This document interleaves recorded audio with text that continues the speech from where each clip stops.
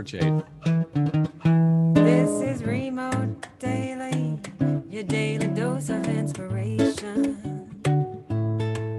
This is Remote Daily, an oasis of innovation. For your mind, your soul, and your heart.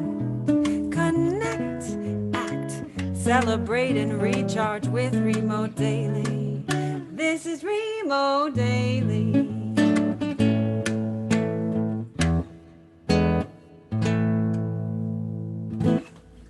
And this is user experience designer, executive creative director, and world traveler, now co-founder and product officer of Tydy, Gaurabh Mathure. Welcome on stage. And let's dive right in what you brought for us. So great to have you back. Excellent. I'm going to share my screen, and because I don't know how to keep presentations short, I'm going to go through it quickly. I need to share Fasten your my screen. You seatbelts, might need to everybody. give me sharing access. Excellent. You just got it. Thank you, Sammy. All right. So today I wanted to kind of talk to you more about an approach. I think you can always go online. There's so many different ways in which people have been doing onboarding. So it's not really an alien topic, but being a designer, I think for me, I find a lot of inspiration in a lot of different spaces, right? And when you talk about onboarding, it sometimes seems like a very mundane and laborious task when you think about it from a employee onboarding perspective.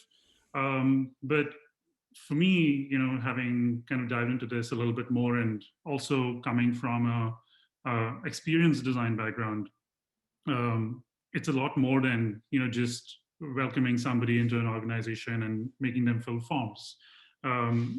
So while we kind of are talking a lot, we've been talking about virtual onboarding, and all of last year has been about that. In all reality, virtual was just just clickbait. It's really just redefining something that we already know. And in simple terms, what we are really doing here is designing a welcome experience, right? Like that's what we really are doing, whether it's virtual or whether it is in person or whether it's on the move or whatever it is.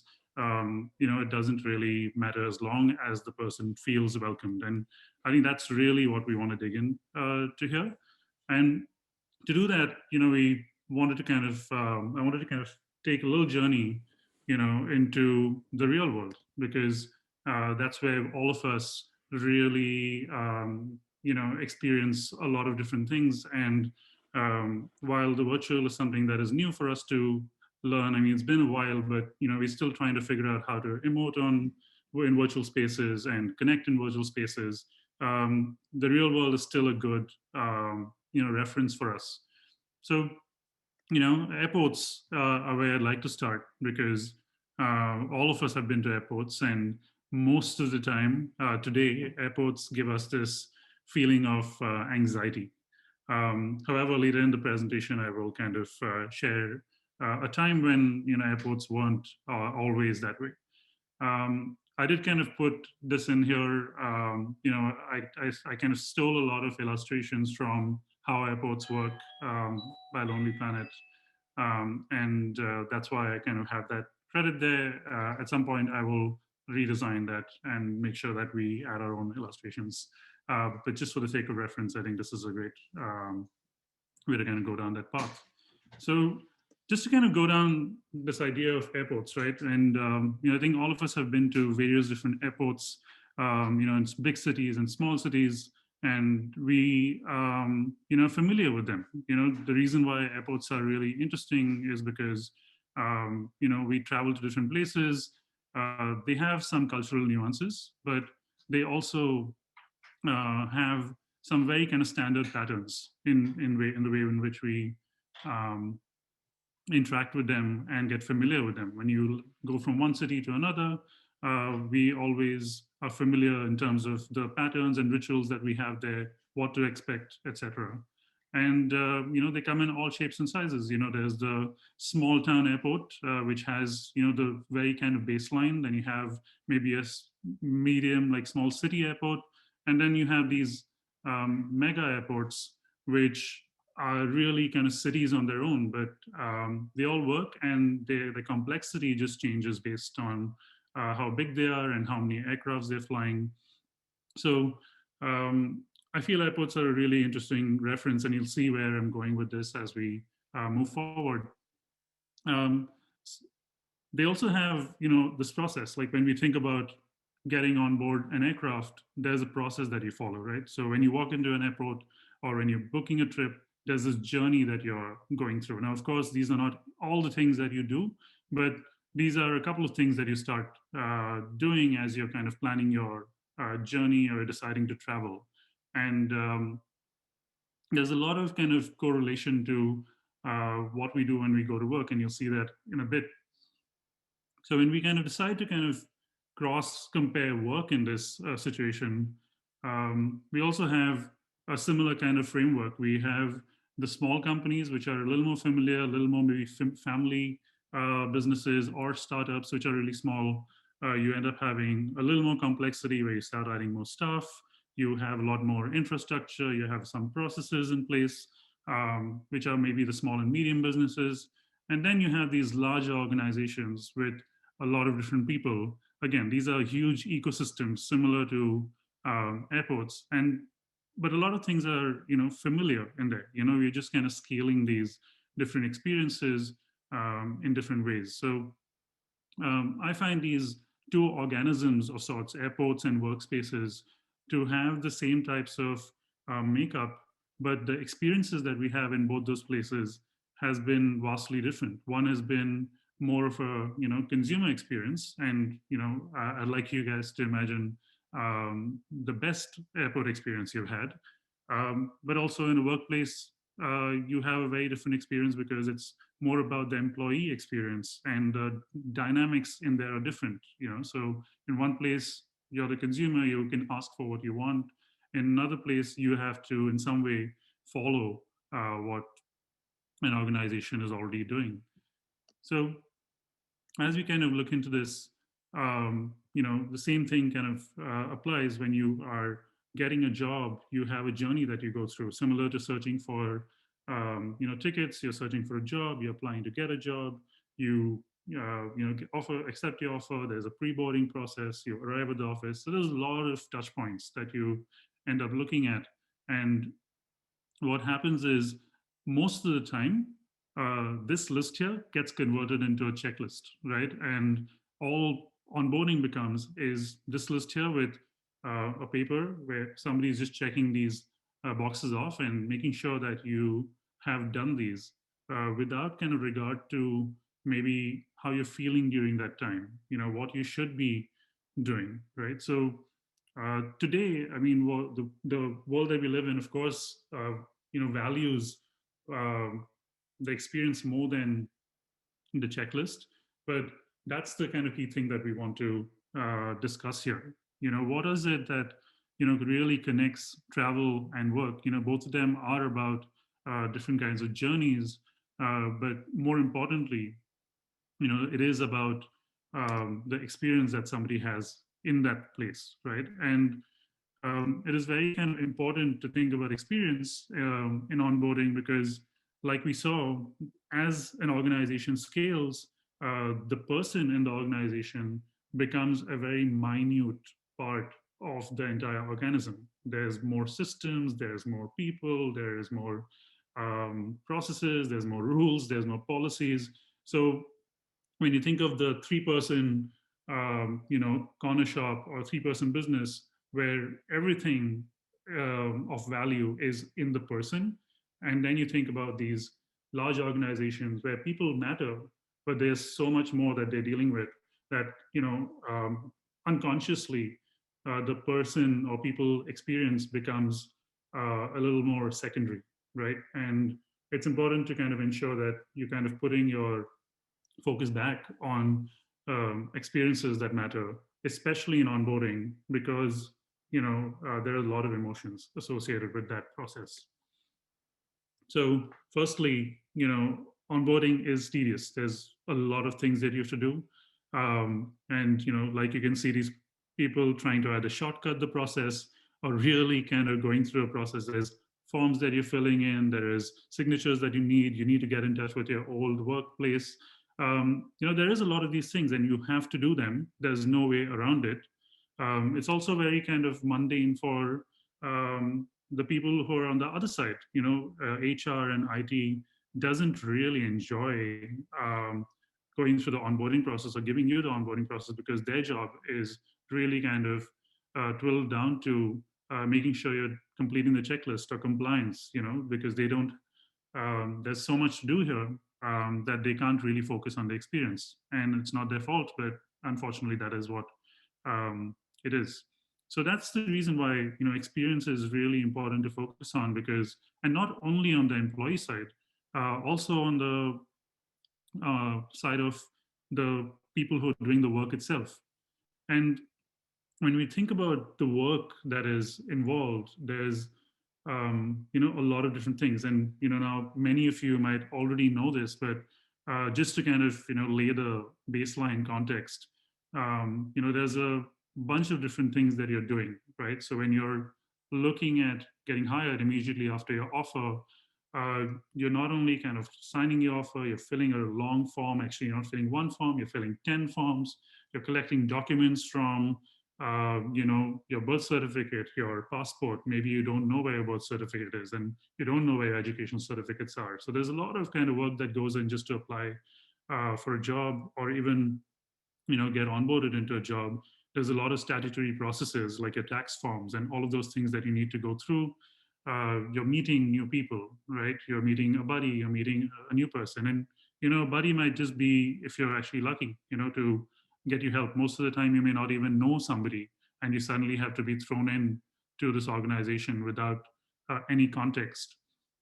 After the pre-boarding, which is after day one, you're really kind of going through maybe something that is more of a onboarding, post-onboarding, post-day one onboarding, between which you need to pass this background verification, right?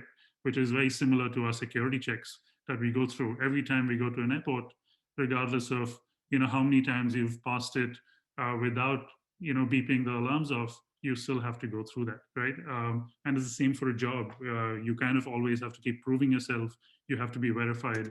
You have to kind of go through the compliance. And I'm not going to talk about offboarding, but that is also a transition that you usually would go through on the other end of spectrum, right? So, but if you think of, again, this side of the story, just a few things. I mean, if I kind of added every single process that went into onboarding, this entire slide would be full, but you have a bunch of different things. There's a lot of manual work that also happens.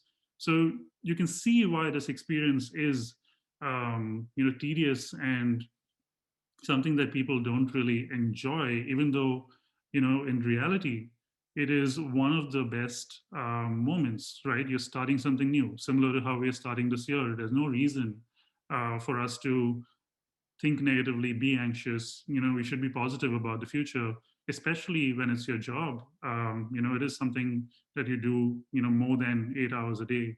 And therefore, you need to kind of be really excited about the job you're joining. But onboarding most of the time seems like a burden for most people. And that's why it is such a big challenge that we need to solve. We need to get all of this um, work out of the way, and get to people enjoying what they're doing, even if it's through the onboarding. We need to be like this guy who really is doing the work, but he seems to be enjoying it. He doesn't seem to be bothered. He's kind of channeled it into a completely different mode where he's using it as an exercise. So how do you kind of transform something that is so mundane into something that can be a better experience for everybody, right? I really like these luggage ideas, although everybody is going to look stupid if that ever comes into play. But it's always interesting to see all the weird ideas out there when you kind of look for them. But I thought it was cool to kind of use that to show what maybe the HR's experience should be, right? Like they deserve to have fun too through this experience, and not only the employee. So it's really important to keep both these people happy because this is the beginning of something new, and everybody needs to be excited about it. So To kind of give you a quick glimpse through, what we can do as we kind of move forward, I wanted to kind of paint a quick picture of a few things that matter, right? Like to me, when you think about, going back to the basics, it's really critical to think about the actual basics, the human needs that matter. And then, I've just sprinkled in a couple of examples of, how Tidy kind of builds in the experience. It's a very kind of small part of this of what we do, but I think it should give you a sense of the small kind of emotional triggers that we're trying to ensure we address, right? So welcome aboard. You've joined this company. One of the first things that we always want to kind of make sure that we do is make the experience really, really, really simple for an employee, right? And today, people are jumping between various devices, various kind of platforms. Everything is a little chaotic in this process. And what the first thing you want to do is assure the person that they don't have to, this is not going to be a chaotic process. This is going to be a very simple process to go through. And at Tidy, we've done that through kind of creating this very unified platform to bring everything together. Um, when you kind of walk into an airline, one of the key things that they think about is being very guided, right? And they're very clear in the communication. You understand very quickly what's happening. You don't have to learn something new all the time.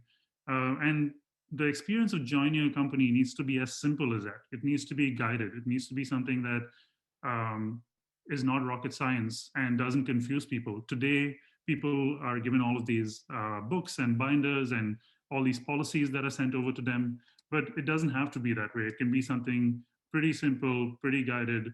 You're kind of going through these very easy, bite-sized pieces of information that are personalized to you, right? Like if you, and I'll kind of get to the personal aspect, but it needs to kind of feel, very similar to the information that you see on your um, information card in an airline, something that you can easily follow and not get confused with. So that's something that we really focus on when we are speaking to companies and doing this.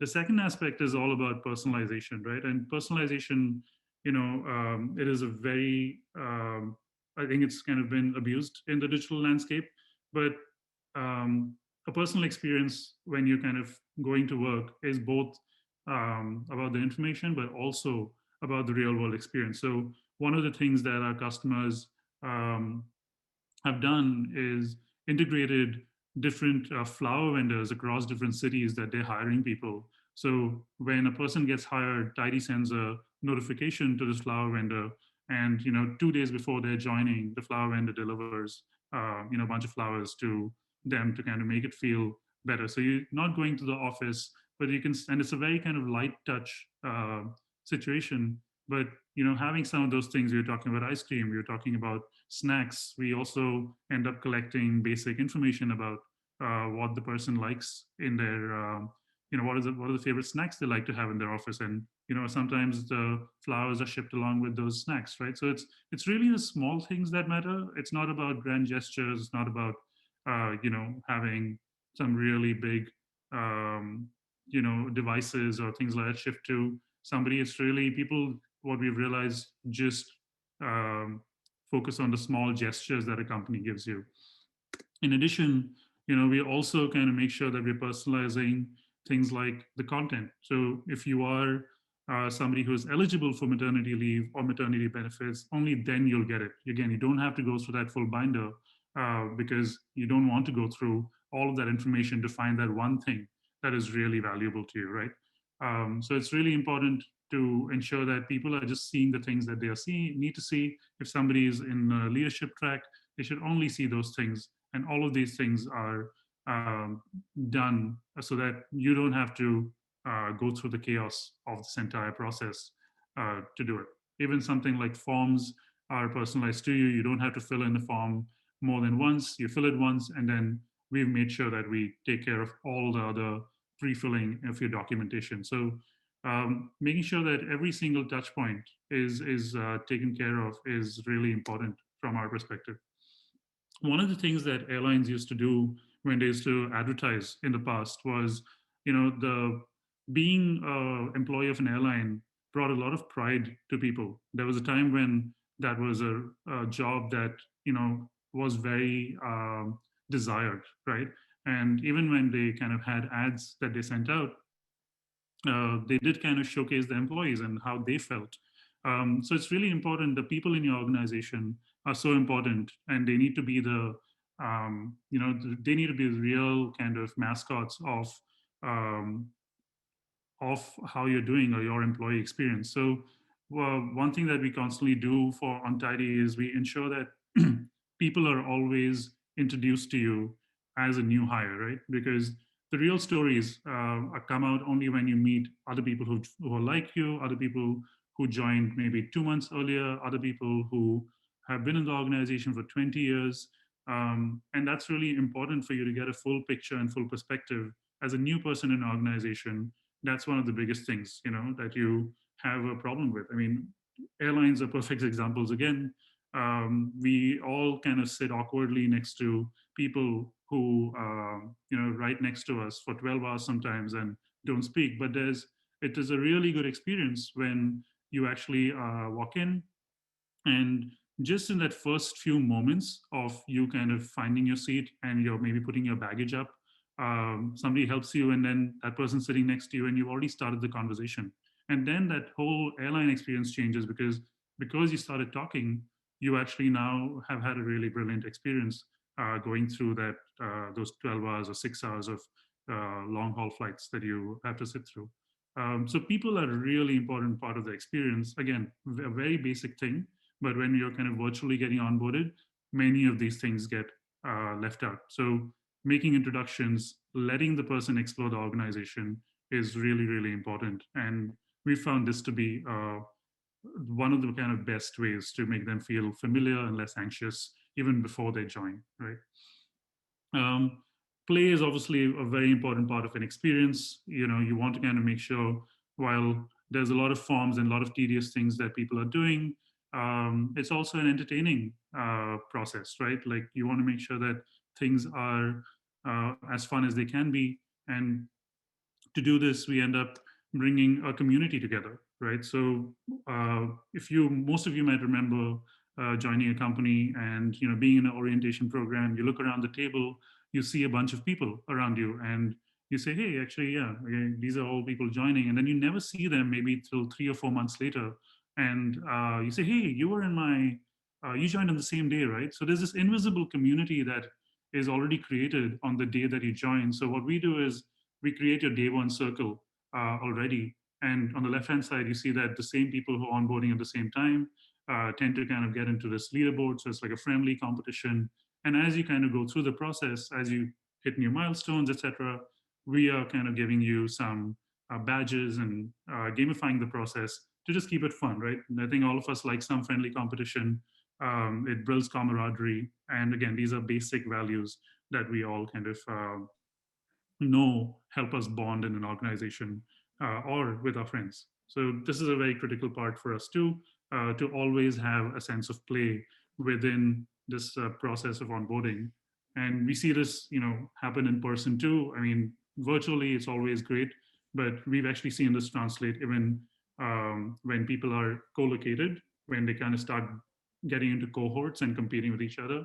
It's actually been a really kind of fun bonding process as you kind of go forward. The next thing that you want an employee to feel is pride, right? It's really important for them to feel proud of an organization, and this can be done through various ways. I mean, one of the best ways can that we end up looking at things are ensuring that they bring their friends along, right? So if you're proud of an organization, you would be telling your friends about it. You would invite your friends over to a work party. You'd invite your friends over to a first day. You'd kind of share what you're doing at work. And that's what the signs are. When you are not really proud of your organization, you maybe don't talk about work that much.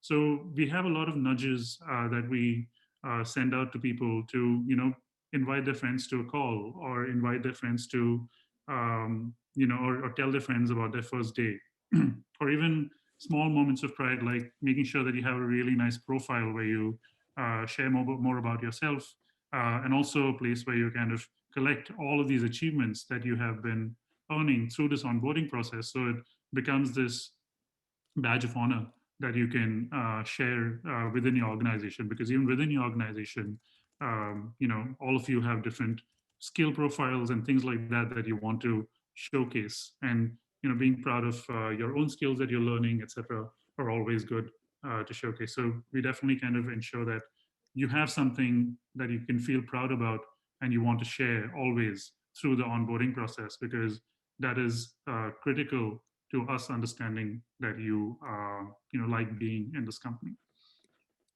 Lastly, um, my spellings are pathetic.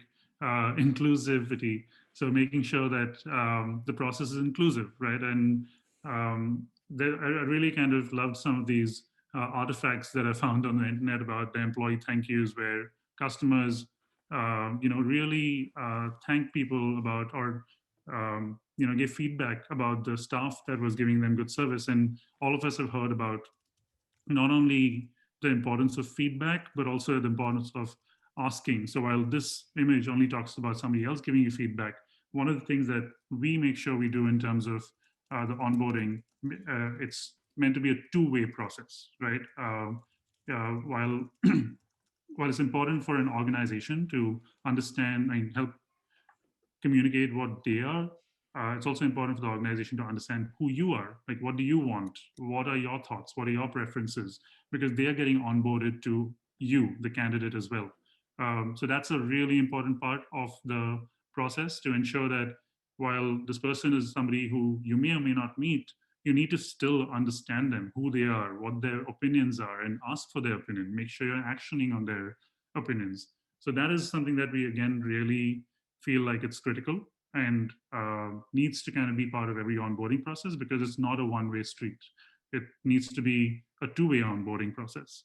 And that's something that we're really, really, really pushy about in some way with many of the companies, because otherwise it's only a one-way onboarding process. So, all of these things combined really kind of make that onboarding process lively, because you can always add a lot of ideas within each of these few kind of bits that I've shared with you, like whether it is, sorry, just going back, whether it's about being guided, whether it's about making it personal, whether it's about making it relatable, whether it's about being playful in your onboarding process, or instilling a sense of pride and inclusivity. All of these kind of are the tenets of a good onboarding process, whether it's virtual or real. And this is what we think is important and makes a workplace better. um, that's all I have for you today. I know I'm kind of running against time, but the key kind of thing that I would ask you to think of when you're designing your own onboarding process is, not to think about a virtual, not to think about anything that is, employee onboarding specific, but really think about the best welcome experience that you had, whether it was a hotel, whether it was at somebody's house, whether it was, at an airport. I think that's where most of the good ideas will come from. And it wouldn't matter whether it's virtual or not if you instill some of those values of onboarding in there. So that's all I got. Thank you so much, Gaurabh. This is for you. If everybody would like to go off mute and just shout out something, please feel welcome to. I know we have a lot of experts here in the room. Are there any questions or comments for Gaurabh?